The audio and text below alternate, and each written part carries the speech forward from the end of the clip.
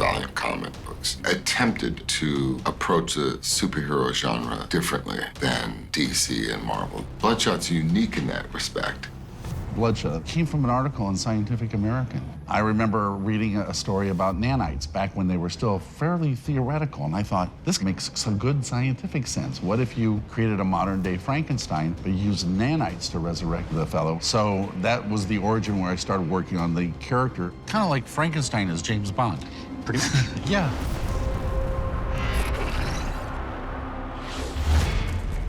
Bloodshot is a testosterone-driven, adrenaline-fueled character. It is an explosive book. The day that Bloodshot won, this famous comic book, chromium cover, the first chromium cover ever came out, was the day that Superman died in 1992. And there are photos all over the internet of the comic stores at the time with two lines around the block, one for the death of Superman and one for Bloodshot.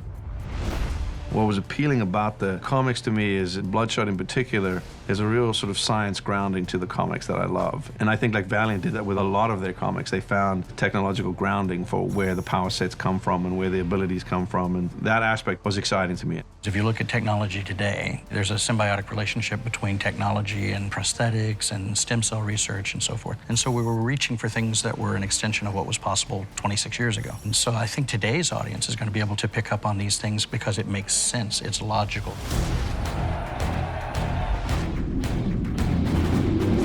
It's fascinating the differences between the original Bloodshot from the 1990s and the Bloodshot that people know now and what's become the version of the film. Our books dealt with a concept of an Italian hitman who worked for the mafia, who had ended up being put into a witness protection program and then sold into a project called Project Rising Spirit, where they were experimenting ultimately to try to create immortality, constant healing, and that sort of thing. So the character I wrote, his memory was wiped out and he was back from the dead. And that was that incarnation of Bloodshot. The piece that remained was this like cool technology, and we're tapping into this militarism and the idea of honor and serving your country and what that means in kind of a post-Vietnam era. And so the differences are quite stark on the surface, but underneath I think there is a core that's very strong, and we've tried to bring that over to the film and really make it a film about these deeper meanings. The big thing was trying to discover who he had been, because his memory was gone. He had pieces about the mob life and things, but he didn't know he was one of them. The most compelling aspect of the story that I loved when I read the comics was the idea of him being manipulated. He feels like he is making a choice to go after the people that murdered his wife, when in reality, it's all just manipulation. But there was that idea of, was like the core component of the comic that I wanted to make. What's different about Bloodshot, he's a Valiant character. And the one thing that set Valiant apart from all the other comic book companies and the universes were we always had an emphasis on character, knowing who that person is and what motivated them when they're not being superheroes. That was always the emphasis. And they're bringing that to the table here in this production of Bloodshot. Fire!